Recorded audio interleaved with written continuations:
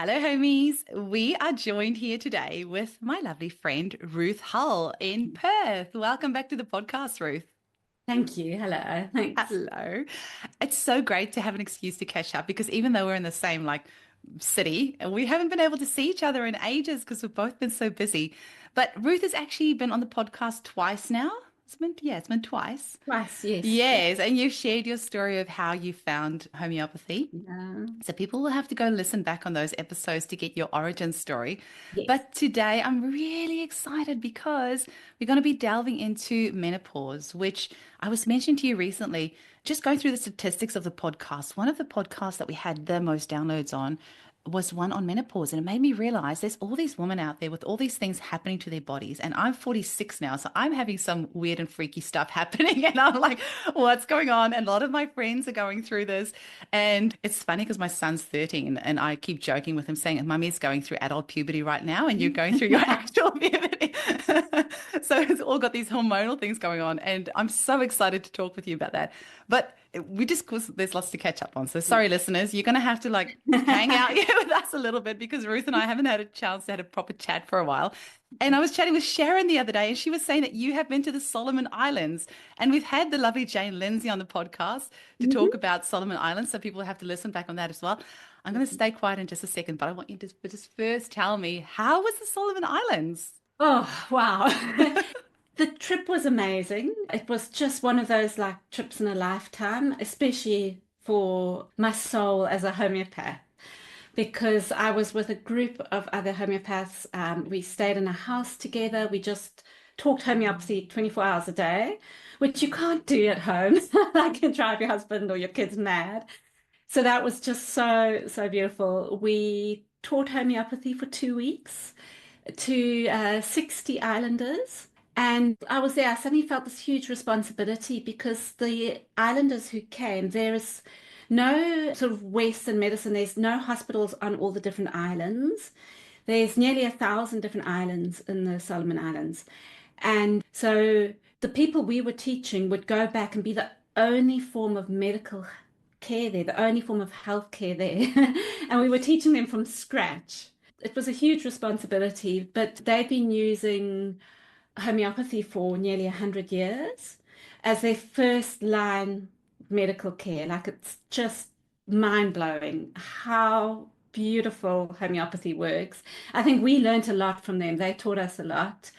They put us to shame the way they just know their remedies so well. Really? Oh. Yeah, it was a great trip. It was just such a beautiful experience to see homeopathy just being used all the time.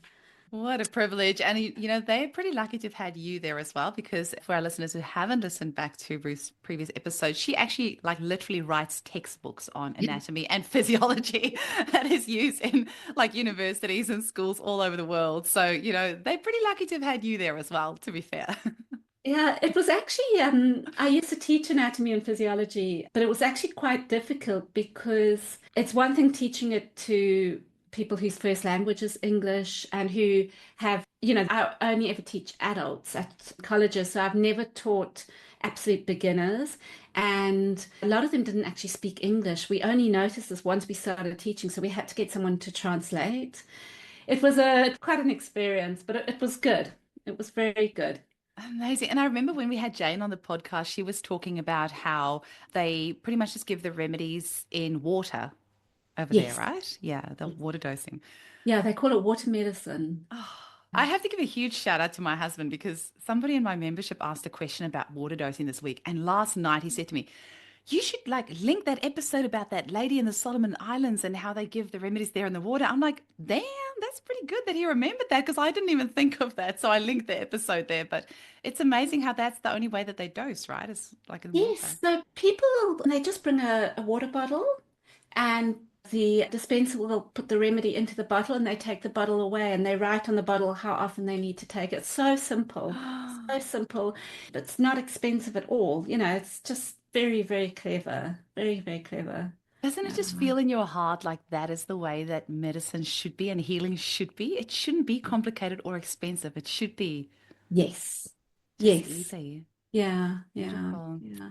But one of the questions one of the dispensers asked us, so they're asking us about, sort of what remedies to use when. And one of the learners, the student said, "What do we do for crocodile bites?" We're like, what? So that's the kind of stuff that they're dealing with every day. The reality of it all, hey? I Yeah, mean, it's yeah, I think quite that's if you different. were to like go to Africa or to India or anywhere like that, like there's just like, we have first world problems, like they've got like a real life problems. Yes. Oh, In South Africa, I worked for a while. I volunteered in a clinic called Kula Clinic oh, in you the were at prison. Kula as well. I've had them on the podcast too. Oh, that was also, it was just beautiful. You just see such amazing changes so quickly as well. And Oh my you'd goodness. get there in the morning and there'd be like 300 people just queuing out the door, just this Mm. long, long queue of people coming for homeopathy. That's Lovely. just unbelievable. And so lovely that there's actually people that want to learn homeopathy, whereas some of the other countries like, Australia, we're shunned and So, we're, yeah, told we're medicine doctors and everything else, whereas these other places are just, I can't imagine what that must feel like professionally to have 200 people queuing up, early in the yeah, morning, like all the things they've had to go through to get there, to come and yes, see you and to, yeah, experience your medicine. That's just unbelievable. yeah. But speaking of like real world problems, you had a bit of a incident happen as well. Sharon was telling me. What happened to you? So I came back from the Solomon Islands with dengue fever. I got dengue fever. I was on the aeroplane and I just felt like frozen, like absolutely frozen all the way back to Perth. And then my husband picked me up. We were meant to be, it was our local street Christmas party, and we are meant to be going to that. And I said, I've got a headache. I'm just going to go to sleep instead. And then I just had the most terrible fever. It's also called bone break fever because it feels like your bones are breaking. And I really saw how homeopathy works because I don't think I was quite in my right mind. So I was taking remedies like bryonia, which helped a little bit for a few days. And then I took Eupatorium perf because Yeah. it felt like my bones were breaking. Mm. That's the only way to describe it. And it would help with the pain, but I was getting sicker and sicker. And Mm. after 3 days, I went to hospital. And there's no medical treatment for dengue fever. All they can do is watch you and your platelets drop. So if your platelets keep dropping, you get to the stage where you actually start hemorrhaging from every orifice. Luckily, I didn't get there, but every day I would have my blood taken and my platelets were dropping, dropping, dropping. And then Dr. Neary, who actually came to the Solomons with us, she messaged me to see how I was doing. And I said, oh, I'm okay. And she said, no, let me take your case. So she took a full case. She gave me Staphysagria, which I would never have thought of, but it actually was because I was really angry about something. She gave me Staphysagria. So I had my blood test, my platelets were dropping. She gave me Staphysagria. The next day I had more blood taken and my platelets were going up. It was phenomenal. And that's when, the turning point was that Staphysagria, and I just started getting better after that. So it's just Wow. homeopathy, and Wow. it's more that not so much clinical homeopathy, but looking at the big picture. But I guess like part of that is clinical as well, in that you can use Staphysagria prophylactically against mosquito bites. So if you are going to, Mhm. yeah, so I guess it makes sense as well. But yeah, kind of Yeah. forget. I wish I could find it, and this would be 10 years ago. I found an actual like study somewhere where somebody had used Staphysagria prophylactically somewhere in Africa, and they had like there was like clinical significance in the fact that the people were getting less mosquito bites. And it's somehow and the idea was it somehow changed like the blood chemistry or something, and then they weren't attracted, like the mosquitoes weren't attracted to them. But Staphysagria does have that affinity for sure. Yes, yeah, Yeah, but then when you have the mental emotional component that matches, that is just magical. It's yes, absolutely magical. Yeah. yes, yeah. Did you use the nosode at all? Like I'm always intrigued I with like, didn't know. I yeah. didn't have it with me. Mm, I didn't have it with me. I ordered it, but it took about a week to get here because I'm in yeah. Perth and I ordered it from Melbourne. Mm. So I didn't have it, and the Saphir just worked so beautifully. Amazing. Yeah. Far out. And when Yeah. we were having a chat, you were saying you had all sorts of other like symptoms and things flare up for you as well. But I guess this kind of like segues into the menopausal stuff because we had like a brief little chat yesterday, and Yeah. that was really interesting. This kind of like return of old symptoms type thing that you had happen. But maybe. Well, let's tie that into where we're going next, which is menopause and perimenopause, and specifically the mental health challenges around that.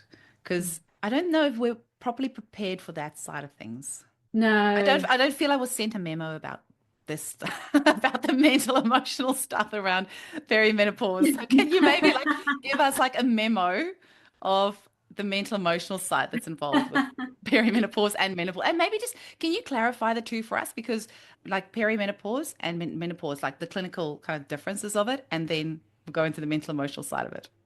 Yes, okay. Because I sort of always talk about menopause or the menopausal years, but actually, I'm also referring to perimenopause. So, menopause is actually only when you have had no period for 12 months. So, it's that significant time when you've had no menstrual period for 12 months.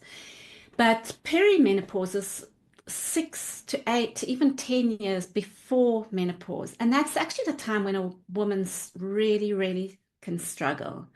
So if I say from about the age of 40 to 50, 55, those are the years that can be really, really difficult for a woman physically, emotionally, mentally. So I'm a counselor as well. And last year I just went to a mental health talk about menopause. And I've always worked with menopausal women because homeopathy works beautifully for things like hot flushes. I mean, there's nothing that works like homeopathy for hot flushes. So I've worked a lot with menopausal women, but I never actually knew sort of the mental, emotional impact of menopause. Well, I never really understood it. Let's say I never really understood it. And in this talk on mental health, the woman mentioned that in 2023, just the statistics of women who die by suicide is highest in the age from like 40, I think I can't remember it exactly, see my menopausal brain. Yeah, I've heard of that one too. You'll notice that a lot today. Yeah. But it is in the menopausal years. I think it's from 40 to 49. Mm. That's the highest rate of suicides in women in Australia. And more women than men are prescribed in Australia. These are Australian statistics. More women than men are prescribed antidepressants and sleeping tablets, Mm. and that increases significantly during the menopausal years. So there's all these statistics showing clearly that women are struggling with their mental health. But there's so many women who go to their doctor from the age of 40 and they're just prescribed Mm. antidepressants or sleeping tablets. They're not really asked about their periods or, perhaps their perimenopause or what's going on with their hormones. At the same time, some women who are really, really struggling emotionally are just told, oh, it's just your hormones, don't worry. And then they're not getting the mental help that they need. So it's just this like very gray area. And that's sort of why I really like to speak about mental health and menopause because it's something we don't always speak about. We speak a lot about the symptoms, we speak a lot about hot flushes, Mm. but we don't really look at the weepiness that comes with it, the emotional, the mood swings. One moment you're laughing, the next you're screaming at your partner or your children. And I think if women can understand what's going on with their bodies, it'll really help them sort of understand why they're going through what they're going through. Mm. And even just the age range of it, because a few years ago I read Lara Brydon's excellent book, Period Mm. Repair Manual, and then Hormone Repair Manual. So Hormone Repair Manual is more to do with perimenopause and menopause, which is why where she actually, described the kind of like the difference. Like we all talk about menopause, but I was, very ignorant in that. I Mm. didn't had no idea that this perimenopausal period can actually be 10 years.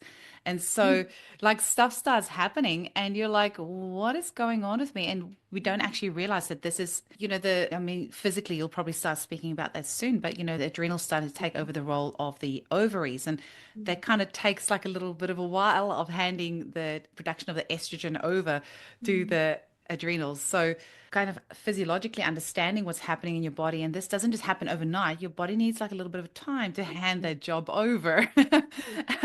And just even knowing that and making that more public that this perimenopausal period can actually last around 10 years Mm. was like, oh, okay, maybe that's why I'm yelling at my husband and kids more than what I normally would. And actually just telling the family about that, like kind of making them aware of what's going on as well. Yeah, Yes, it's a big difference. Yeah. But it's scary about the statistics with the suicide. I mean, there's so many different reasons for that, but this is where just getting that information out there and women just knowing that they're not going crazy. This is actually, yeah, physiological things happening with your body. Yeah. yeah. Anyway, maybe you can speak a little bit more Mm. about like what that can manifest as, or what that can look like for women. Is it just depression, or is it like what sort of other things can it look like? So there's quite a few. I mean, I think every woman is different, but the most common, and they really are common, and I don't think I've met a woman yet who goes through that from the age of 40 to say 55 without experiencing something. A lot of women are quite ashamed of their mood swings and stuff, but they are really, really common. And I think if we can talk more about it, it'll help. So, mood swings, just being moody, just getting irritable, angry. Some women get rage, they get really angry, and they know that it's not them. They know it's like a little flick goes, a little, flick, little switch goes, and they scream at their kids, their family, their dog, whatever. And they know it's not them, but they can't stop. Tearfulness.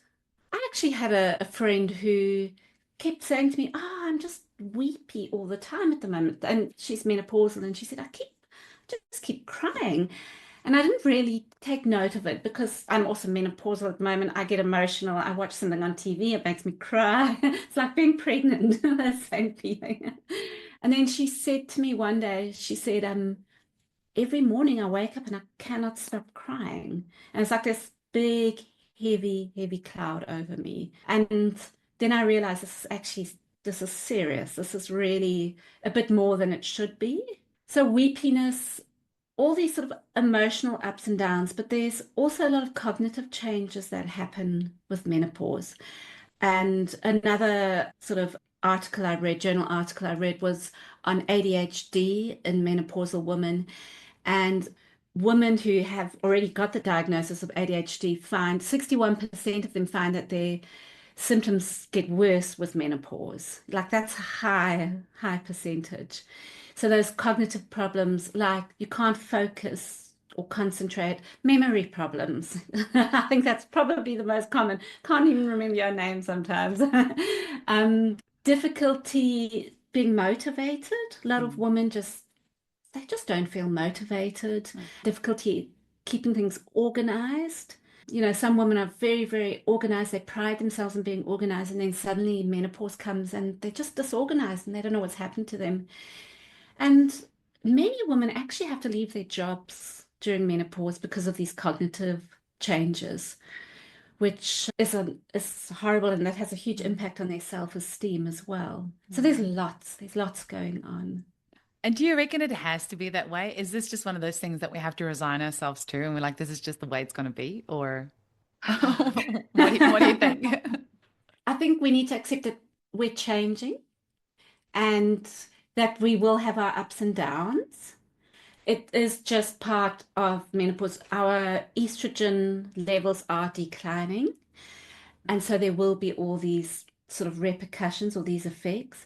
But there is a lot we can do for ourselves, especially in terms of diet, to just make it easier to balance the hormones quicker. So answer yes to Yeah, the and at this point. no. Estrogen kind of like estrogen helps us be like caring and mothering and, Mm. all those sorts of things. And it's interesting with that declining of estrogen and you saying that we kind of, women that are, they work, they feel less motivated and they don't care so much about, maybe being as tidy as normal. Part of that kind of makes me wonder as well about the mental emotional side of like kind of over caring and over mothering. And then with this drop in estrogen, we're just like, nah, we've just done everything for everyone. And maybe we should actually just quit our jobs and actually not have to think and not have to do so much because we have been holding that space for the whole family so long. Well, that's a joke. When you reach 40, well, this is Sharon actually said this to me when she turned 50, which made me laugh. When you reach 40, you learn the word, as a woman, you learn the word no. When you reach 50, it's like, beep, Yeah, no. beep off. Yeah. I don't want to swear. I don't want to swear on the podcast. Oh, But I love yeah, that. it's like absolutely not. No, you suddenly get the strength. And so there is beauty in menopause. There is something really positive, and that's that a lot of women, they go through a difficult period and then they find themselves. Hmm. And you're only like halfway through your life. You've still got a long, long time to go. And what is that quote?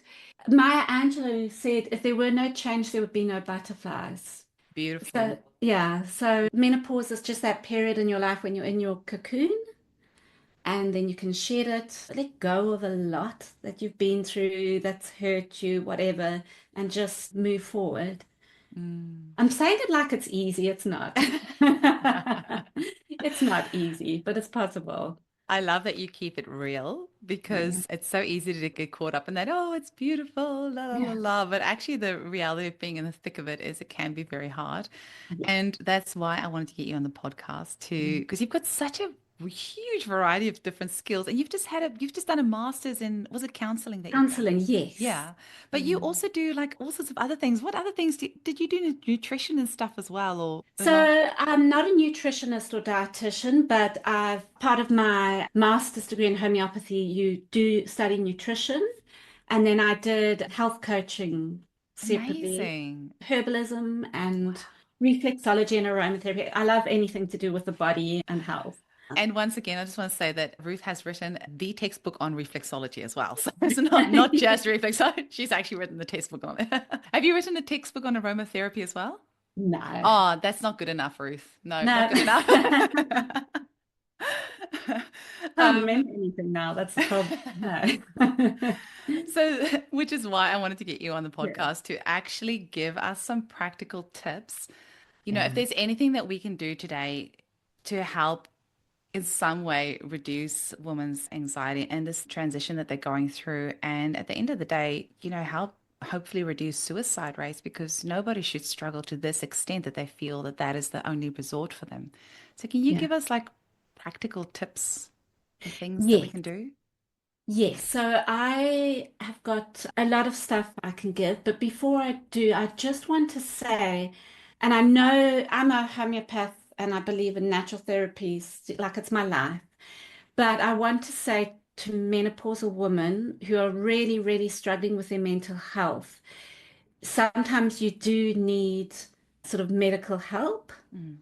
Don't be afraid and don't, even if you are love natural health, if your mental health is really, really, really suffering, go to your GP and get some help or go to your homeopath, but don't do it alone and don't be afraid of. Even I've spoken to women who say that going on HRT, they tried to do menopause naturally, they ended up on HRT, it saved their lives. So don't be afraid, just don't Mm. struggle. And that's the main thing.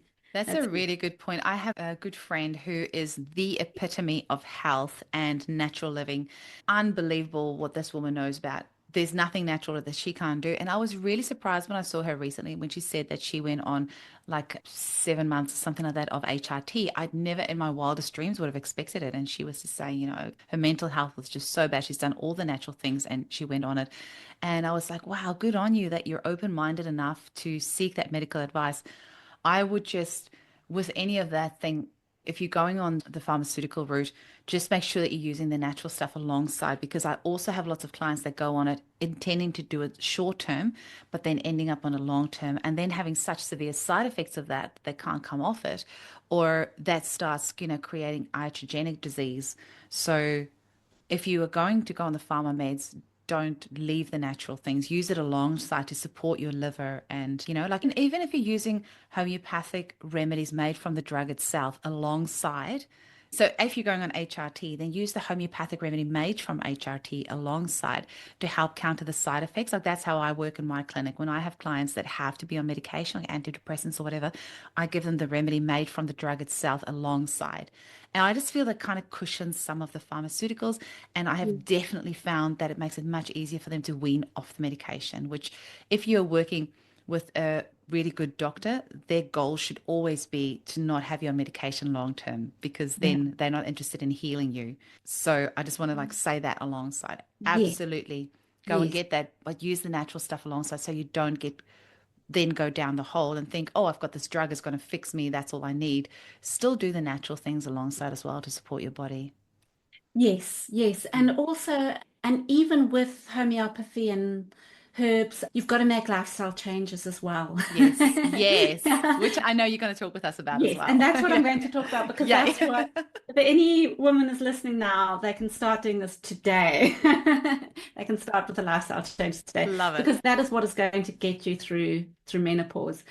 So, the first thing, I want to look at this in two separate things. The first is perimenopause, when your hormones are going up and down, up and down. A lot of women are having like estrogen dominance, or they're having heavy periods, irregular periods. Their breasts are, sort of swelling every month. They're getting fluid retention, all those kind of symptoms. So that's perimenopause, and I'll talk about that. And then the lifestyle changes for that are a little bit different to the actual ones when you've got very little estrogen. So during perimenopause, your estrogen levels tend to go up and down a little bit. So it's almost like you're on a bit of a roller coaster for a few years. And the best thing you can do in terms of lifestyle is start to balance your blood sugars. So eat to balance your blood sugars. I sound like a stuck record with my clients. I think I drive people mad with this because to me, I think we've spoken about this before. I had chronic fatigue for many, many years. The most important thing for me for getting through that, and which I always say to my clients, is balancing your blood sugars. I work a lot with people with autoimmune disorders. Again, I say, look at your blood sugars. Blood sugars play a role in so many different health conditions, and especially in perimenopause and menopause. So basically all I don't want to go too much into blood sugars, but basically when you're eating a lot of, say, carbohydrates or sugars, but also just like bread, pasta, potatoes, just your carbs, your blood sugar goes up and then it comes down. And when it comes down, it's just completely normal. You get irritable, you can't focus, you can't think properly, can't concentrate, you can get moody.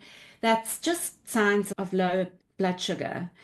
And if this carries on up, down, up, down, up, down, your body has to release hormones. Your body sees it as a stress. When your blood sugars are really low, it's a stress on your body. So your body releases hormones to cope with stress, adrenal hormones that help you cope with stress.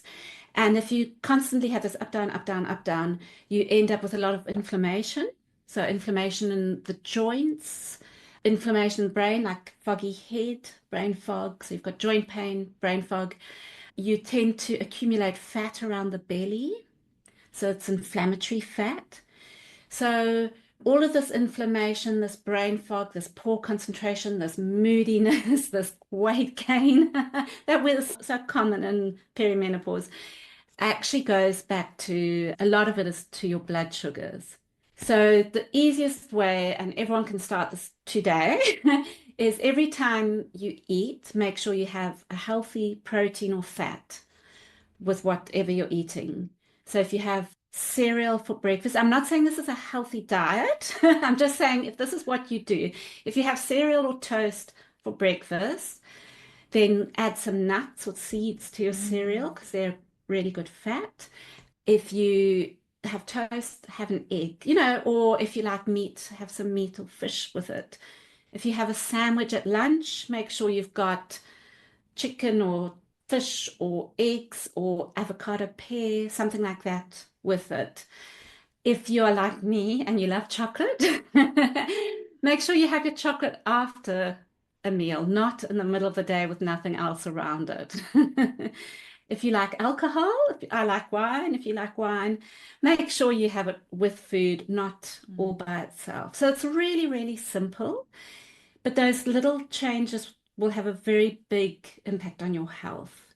I freaking love that sort of advice Mm. because if you get somebody who's already not in a great place to make all these overwhelming changes, they're just not going to do it. Yeah. But you're not saying don't eat your cereal in the morning, No. which we all know is not great, but you're saying Yeah. have some nuts and seeds with it. And Yeah. then you can just kind of slowly build that person back up to the place where they can, make really good decisions for their body. And you're not saying don't have the wine, just have it with food.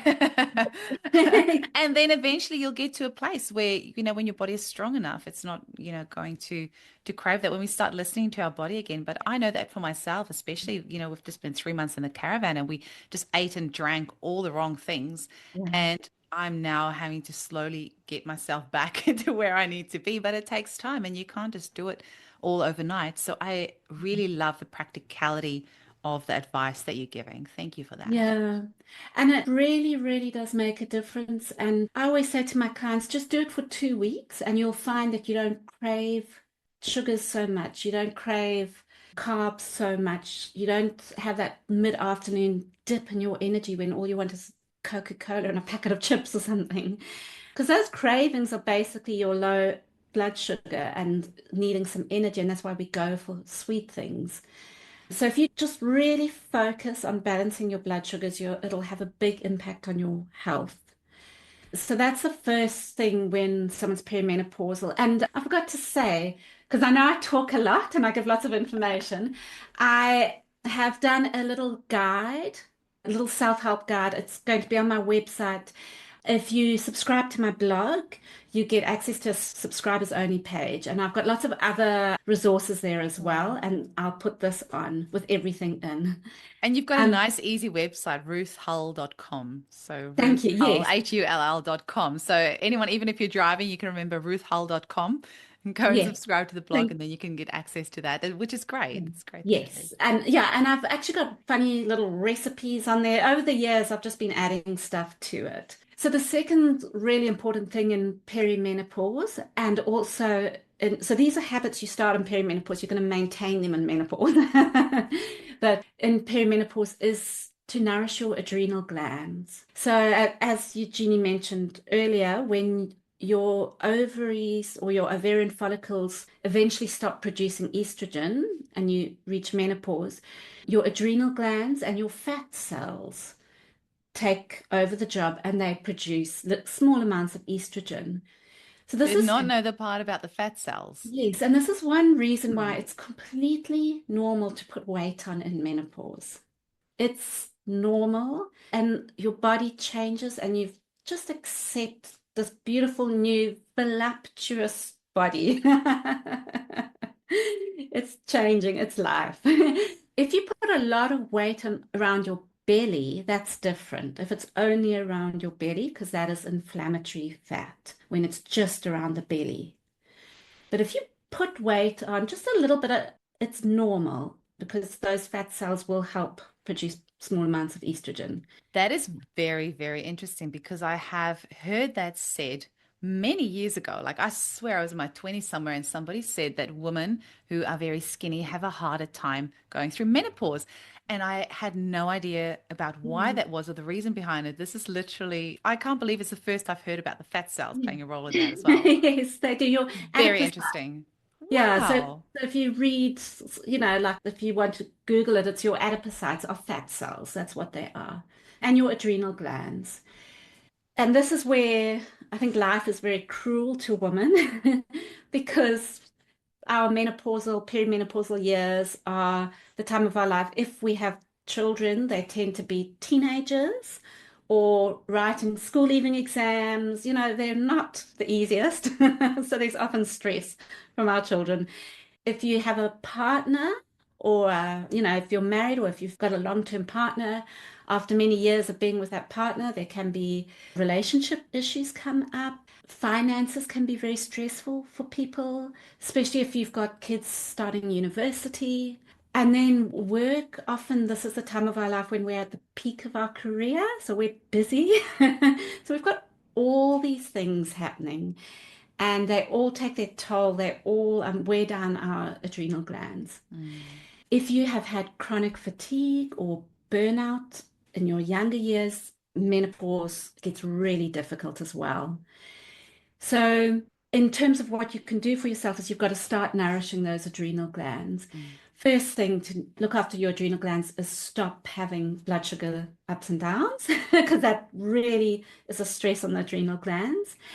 You can start eating foods rich in your vitamin Bs and your vitamin C, things like eggs, citrus fruit, stuff like that. Nutritional yeast is really nice as well. And then there's some lovely herbs. So you can either get herbal teas. I love going to the supermarket. I actually buy lots of herbal teas from the supermarket, and there's some lovely blends for women, Mm. women's balance, hormone balance. And if you look at the herbs in there, they're really, really good for often really good for your adrenal glands. So the herbs to look out for would be licorice root. It tastes delicious. Withania, also called ashwagandha. I Mm-hmm. think that's really common, really popular. Burdock root, Mm. Melissa bee balm. And a lot of these you can grow in your garden as well. So those kind of herbs, just drinking herbal teas can help nourish the adrenals. For women who have had burnout or who are really struggling with their stress, then I recommend that they see somebody to help them with their adrenals Mm. because that makes a big difference to coping with menopause and perimenopause. And we're heading into winter here now, so it's Mm. autumn here in the southern hemisphere. So teas are lovely for us, but for our friends in the northern hemisphere who are listening, you can always make an iced tea, like make the herbal teas and then let it cool down, or just pop some ice in it, and just drink that in like a water bottle or a whatever if you want something cool. Yeah. And then the other big issue in perimenopause is anemia. I think a lot of women are exhausted, and it's because they're anemic, especially if they are having very heavy periods or menstrual flooding. So go to your GP, get a blood test if you're anemic, either if you like iron supplements or if you don't want to take iron supplements, molasses, good old-fashioned blackstrap molasses. It gets your iron up quickly. Have you ever taken it? Like, I know there's recipes online for molasses brownies, but do you just take it by Oh, the teaspoon? Yeah, it's like got all these healthy ingredients and then oh, loads of molasses in it. So you can just like make like a brownie sheet with this molasses and then you can just like have a few cubes throughout the day. I haven't made it myself, but yeah. yeah. I have to confess, it's not my favorite flavor. Mm, Some people love it. The way I have it, my mom actually used to do this for us when we were kids, is a tablespoon of blackstrap molasses. You can buy it in most supermarkets. A tablespoon in a mug of hot water and then sip it like tea. So that's the way I take it. And you get used to the flavor. So the first time you have it, it's like, oh, you can even start with a teaspoon if you don't like the flavor, but you do after a few days get used to the flavor. My grandfather used to put it on porridge in the morning. But it's really nutrient dense and it's a very easy way of getting your iron levels up. And amazing. nettle tea, Yep. you can buy that in most supermarkets as well. Nettle is nice, cool. I remember when I was pregnant and I had Mm. to get my iron up, I did it with taking 20 to 30 spirulina tablets a day because we had Jason Sean Bennett, who is this life extension expert. He used to work for Livestream at the time. And he would come into the health shop that I worked in like 15 years ago and say that he's always managed to get iron up with 20 to 30 tablets a day. And because it's a whole food supplement, you can't overdose on it. It's a natural food. And spirulina is one of those things that actually needs only 0.1% of a binder to get it to bind into a tablet. Because sometimes if you take tablets, they need a lot of binders in there to get it to bind, but spirulina naturally binds very easily. And I just found having like a bottle of spirulina on my handbag, because sometimes I'd forget to take it. The powder is great, but then you forget to make a Oh, smoothie. Then I have the bottle, like standing on my desk or wherever else, and I can just like shove a handful and I'll do like kind of build it up. I start yeah. with like 4 tablets in the morning, 4 at lunchtime Mm. for a couple of weeks, and then go up to 6 and 6, 8, 8 and 8 and 10 and 10. And I don't tend to take in the afternoon because of all the B vitamins that can keep you awake. So I Yes. usually say morning and lunch, but you can get your iron up naturally that way. But of course, if there's, Yeah. like if you're doing that and it's not working, then I guess like parasites and things like that are always worth. Yes. Why are you low in iron? What is it apart from the bleed, like the bleeding? There could be other things as well. Yes, and that's something really important that we need to emphasize is everything I'm sharing now, they're just ideas. Yeah. If they don't work, if you're still not feeling good by doing these things at home, then you do need to see a professional. You need to see someone who can help you because there might be something else underlying. It might not just be your hormones or stress, it might be something else. So if these kind of things don't work, there's a reason they're not working and you need to seek professional help. Yeah, Absolutely. Thanks for pointing that out as well. That's yeah, great. yeah. So that's sort of perimenopause, Yeah. And but exercise wise, like, I mean, I felt super vindicated recently because this whole ice bath thing that's been going on for ages, I like instinctively, I'm like, this does not feel right. And I feel so vindicated because there's more and more stuff coming out now about how it's not great for women to do ice baths because we have a higher fat percentage than men. So I'm so happy about that. So, yeah. like, I mean, exercise wise, should you change how you exercise or what do you recommend? To be honest, I am the worst person to talk about exercise. So it's not just me, I am as well.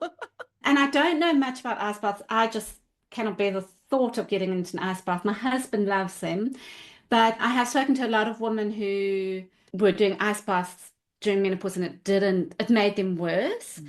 And one woman actually told me it was whilst she was trying to fall pregnant, she was doing ice baths. She couldn't fall pregnant. She stopped doing the ice baths and she fell pregnant. So I don't know. This is just talking to people. This is just in terms of exercise.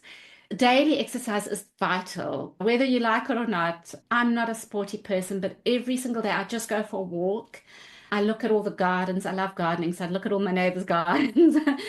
Daily exercise, you need to exercise. It's really important. That exercise is the only thing that decreases insulin resistance in cells. It's the only thing that has been found to actually, through clinical trials, to reduce insulin resistance. So if you have been having blood sugar ups and downs for many years, if you've got that weight gain, you might go for blood tests and your doctors will tell you you're insulin resistant, which is sort of the step before diabetes. It's very serious and you need to do something about it because you don't want to end up diabetic. And daily exercise, 20 minutes of exercise a day. It doesn't have to be big, but it has to be every day. It has to be regular. With menopause and perimenopause, the other thing that's very important is your weight-bearing exercise. And I've actually, if you look at my blog, I've written quite a lot about, say, osteoporosis and bone health and stuff like that. So estrogen protects your heart and it protects your bones. Once you've gone through, and it protects your brain, it actually regulates a lot of your neurotransmitters. Once you go through menopause, and this is actually a good way to just talk about what to do when you're actually close to menopause now. So you're getting the hot flushes and insomnia and mood swings and forgetfulness and stuff. Once you go through menopause, you're at very high, women are at a high risk of osteoporosis because their bones start weakening. And this is why they say HRT is very protective for women. If you don't want to go into HRT, you need to exercise, you need to do weight-bearing exercise because the way your bones build themselves is they need resistance. They need the resistance for those little, Osteoclasts and the yeah, so for the osteoblasts to actually create bone cells, mm, you need resistance. mm, So weight bearing exercise, yeah. And it mm. has to be done. And I think it should be done every day. Just a little bit every single day. Well, yeah, do you have any questions before I go ahead?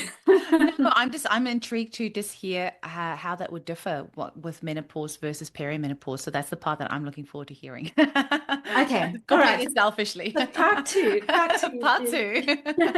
is menopause. Yeah. So now you know you're getting close to menopause. Don't go by age because some women actually go through menopause at the age of, I've known women at the age of 38, you know. So just look at your body. When your periods are quite irregular, you're not having them very often at all. You're getting those horrendous night sweats, or you're getting hot flushes during the day. Every part of you just dries up and shrivels up. You put on weight. Your brain doesn't work. It's like that's menopause. You can see If it I'm not walks going like a to duck and it quacks like a duck, it's probably a duck. exactly. So you keep with everything I've spoken about already. Keep those blood sugars balanced. Keep really, really nourishing your adrenal glands. But now you have to start replacing the estrogen that your ovaries aren't making anymore. And the best way is eating phytoestrogens. So eating foods, plants, phytoestrogens are plants that the molecules attached to your estrogen receptors the same as your normal natural estrogen, and they have similar effects. So diets rich in phytoestrogens will really help your brain, your cognition, your memory, your focus, your mental health, your moods, as well as just help with the physical symptoms of menopause. So the foods, and again, this is all, I'll put it in my guide. The foods rich in phytoestrogens are things like soy-based things. I don't think soy milk is good. I wouldn't recommend soy milk to anyone. But tofu, tempeh, edamame beans, Mm. those are all soy products. Those have been, and there's a lot of research that's been done on phytoestrogens now. Your flax seeds or linseeds, and sesame seeds as well, chickpeas, I think alfalfa sprouts. There's quite a few vegetables or plants. You need to eat those on a daily basis. If you want to get through menopause naturally, you have to change your diet and you have to eat phytoestrogens, even if you don't like them. It's like that teaspoon of cod liver oil you're getting forced as a Yes, child. Just do it. yes, Yeah. yes. And then there's some herbal teas. Red clover is Mm. high in phytoestrogens, and sage. So Mm. you can, if you live in Perth, you can grow sage in your garden, and sage really helps with the hot flushes as well. Yeah. As the herbalist would say, it's anti-hyperhidrotic, which means Okay. basically it helps you sweat less. Yes. Yes. Yes. Yeah, so that's the main thing with once you go through menopause is eating phytoestrogens and doing that weight-bearing exercise. Also keeping just the usual things, keeping your gut moving, looking after your liver, especially in perimenopause. Actually, we were speaking about this a little bit yesterday. Yeah, Hey, yeah. yeah. Do you want to say what you Yeah, no, I was just going to say Mm, I 100% found since I've been doing a Lego scan the last year and a half, when I see kind of like what's called the zinc blockade on the Allego scan, then I know the liver is struggling. And so then I'll do things to get the liver sorted. Amongst them is the herbal tincture called greater celandine, which as mm, homeopaths we know as chelidonium. So I'll give that along with a copper chelate to get the copper out of the liver because John Gamble explains that the copper accumulates in the liver, which binds to estrogens in the liver and it creates a sludge, which slows everything down. So, with a combination of using this copper chelate homeopathic remedy, along with zinc to force the copper out of the cells and this greater celandine to clear the sludge out of the liver within a week or two hot flashes can be almost non-existent for these women. mm, And yeah, it's really interesting this healing the liver. Castor oil packs is such a good one as well, but it's hard to remember sometimes. But mm. removing dairy or anything that's going to be hard on the liver, cutting out the alcohol, but really, like focusing on healing the liver, I have found just clinically, and this is the thing, right? Like we learn so much from our clients because I do this stuff and then suddenly a client will come back and go, oh, my hot flushes are so much better. And I didn't do it necessarily for the hot flushes. I did it just because that's what showed up on the Allego scan, but they'll come back and tell you, oh, this symptom's improved. And you're like, oh, I actually didn't realize that. But it makes sense because the hot flushes is your body trying to detox, is pushing things out. That the liver's not working, it's going to do it through the flushing. So it's like, oh yeah, of course that makes sense. But it's just Yeah. great when clients come back and they give you feedback. It's like, oh yeah, of course. That makes a lot of Yes. sense. But yeah, supporting the liver for sure Yeah. makes a huge Yeah. difference. And that's if you eat lots of phytoestrogens, the vegetables, that really helps liver Mm, as well. mm. Yes. And I cannot rave enough about folliculinum, which is I, homeopathic estrogen. Just folliculinum is amazing for vaginal dryness, which I don't know if we talk enough about that. It's just a beautiful remedy. yes. And you can Yes. almost blanket prescribe that to any woman with going through perimenopause. I'll Yes. sometimes give them progesterone actually as a remedy rather than like sometimes clinically the picture can look a little bit different, especially if there's lots of joint pains and stuff. Progesterone I found can often be the homeopathic progesterone can sometimes be Oh, good, or I'll alternate folliculinum and progesterone and yeah. play around And with that. euphorianum as well. Which one? Oh, ophorinum, which is made from Yeah. the sarcode of the ovaries. Yes. Yeah, Yes. And good that's idea. the thing is with there's nothing better than homeopathy and menopause. Yeah. There's there's nothing. But you need to look at the picture, don't just do follicular, and because it's menopause, you've got it. Yeah, maybe it's progesterone, maybe it's euphorianum, maybe it's a completely different remedy. So really looking at the picture. Yeah. And with menopause as well, what I've noticed in women, and which I actually noticed with myself with the whole dengue thing, is you feel, you do a lot, you use your remedies, whatever, and you get over your hot flushes and you're feeling great, and then something can knock you. And then all those symptoms will come back. Like I used some remedies last year. I got through all my hot flushes. I felt great. I thought, oh, menopause is so easy. What does everyone talk about? And then I had dengue fever. And then I sort of put my back out, I think because I got lost all my muscles with the dengue fever. I lost a lot of weight. And then my hot flushes came back. Like I was having 8 a night, 8 horrendous hot flushes every night. Like it was just like somebody, and then you have to get up at 5:30 in the morning to work. And like it's just not, it's not fun. So then I had to go back on remedies again. So if you think you're through the menopause and then something significant happens in your life, I've had a client who I worked with her for her menopause, and about 4 or 5 years later, she came back. She had lost her sister, and all the menopausal symptoms came back. So then we had to work with that. So apart from not having your period anymore, are there any other positives of going through Yeah. menopause? Well, I think that not having your period anymore is a great positive if you're a woman. I also think that for a lot of women, they just, if they can give themselves that time during perimenopause and menopause to actually stop pushing themselves and to listen to their bodies. I always think our bodies give us symptoms almost like a gift or a present to tell us to listen to something deeper. So if you're going through menopause and you're really struggling, then you probably need to slow your life down. You probably need to take better care of yourself, reach out to friends, become part of a community, nurture yourself more. And if you do that, then menopause will be like a little gift because it will change the course of your life. If you actually, so many women in their 40s are rushing, pushing themselves, driving themselves, as like my mom used to say, you live on the skin of your teeth. You're just Yeah. barely hanging on. Menopause comes along, can just whack you. You might have to leave your job.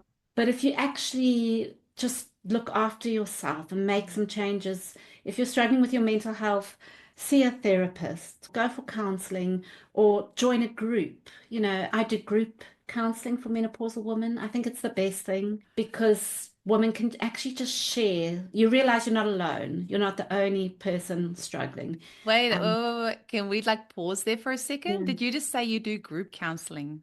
Yes. Can you say a bit more about that? Because that sounds amazing.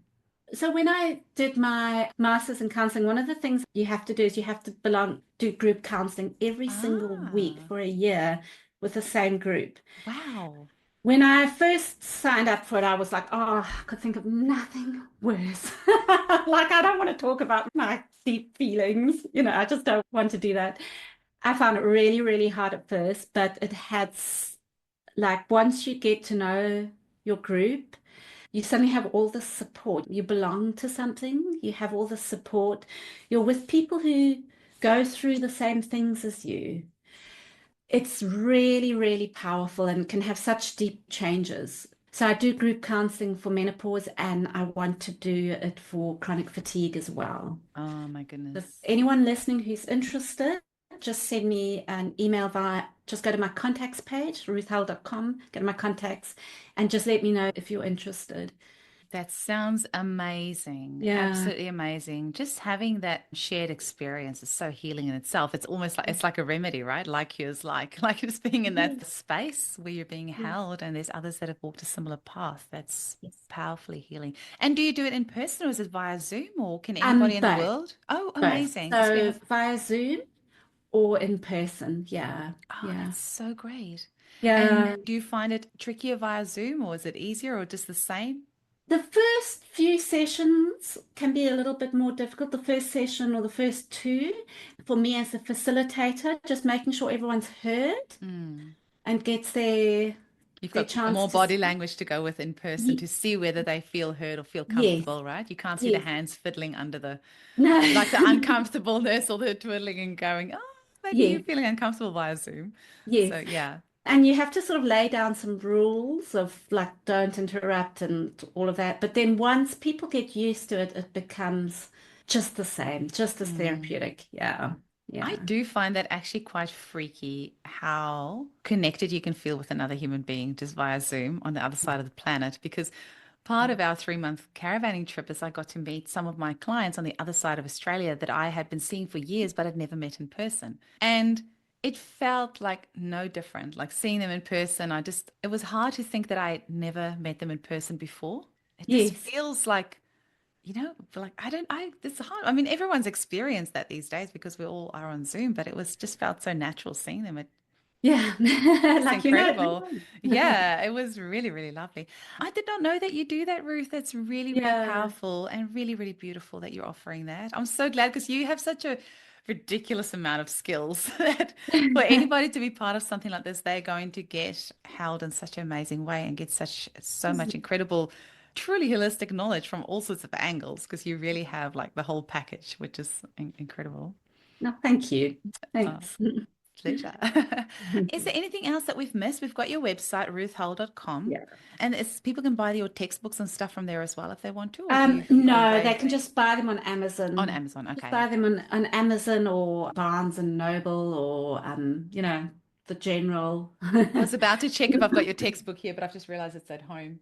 Yeah, I've got Yeah. two libraries, but yeah, I've got your textbooks at Okay. home. I was going to show them off for you. You probably have them Thank there. you. Actually, you've I, changed your location because you used to sit somewhere else with your books behind you. yes, I'm at home today. Oh, I'm at okay. home today, so this is just my little home office. Oh, Yeah. amazing. I love all that beautiful artwork behind you. It's All my gorgeous. daughters. Are you serious? Well, some of them are, yeah. Wow. Yeah. Yeah. Beautiful. Family. Amazing. Is there anything else we've missed? Anything else that we need to have a chat about? Not, I don't think so. For listeners, I've written quite a few blogs on menopause, on osteoporosis. You can just go to ruthhull.com, go to my blog, and if you subscribe to my blog, then my resources page will have everything I've spoken about, Mhm. and probably a lot more because I'm sure I've forgotten quite a few things. Yeah, and if you're interested in working with me, just send me a message, or if you definitely want to work with me, you can just book online. I do everything online. Yeah, Amazing. It yeah, makes it so easy these days. It's great for yes, people not having to travel as well. It's more environmentally friendly, saving all that petrol and yeah, all yes, that stress. yes. Well, it was so amazing having you on. Sharon's coming around tomorrow morning for breakfast here because we've got that new cafe next to us. So if you're Okay. around, come have brekkie with us. I actually Otherwise, we might go to Mojo or somewhere and go have some brekkie as well. on a Friday morning, I actually do. I go to like a lovely meditation group. It's all women. It's my soul therapy for the week. And I've only started doing that like the last year. Wow. And it's a menopausal thing. I've started doing it because I realize I need to slow down and look after myself. So my Fridays are special now to Oh, well, maybe we'll come join you then, because that sounds amazing. Although it's going to be really hard if the three of us are together and we're not allowed to talk. So yeah, that's the maybe problem. it'll have to be a We always breakfast. have tea afterwards. We always have tea Okay, afterwards maybe and we'll just come for the tea so we can yes. talk. Oh, Yeah. amazing. Oh, it was lovely to chat with you, Ruth. And we definitely will catch up in person very, very soon. Yes. And yeah, we've got another, like Nicole's overseas at the moment, but I was saying the second she's back, all of us homies here in Perth need to just Yes, have a we're also proper close. catch up. Yeah, Perth is so big. Like it feels like it's like Yeah. so scattered. Hey, but we just need to get together more because like you were saying, like in the Solomons, when you're with a group of homeopaths, it's just magic that happens and the talking never stops. It's quite shocking. And people who understand you, It's like speaking a different language. Hey, and my poor family, they're so sick of me sometimes with or talking about homeopathy so much. There's only so much that you yes, can, yeah, yeah. that's it. Whereas They with all sort any of glaze homeopath over. I've ever been with, there's no amount of like, there's no stop when it No. comes to talking about. Oh, amazing. Alrighty. Well, thank you Lovely to so chat. much for sharing all this knowledge. I've Pleasure. learned a lot today, and I know that our listeners will have as well. So thank you so much. That's a pleasure. Nice to chat. Cheers. Bye.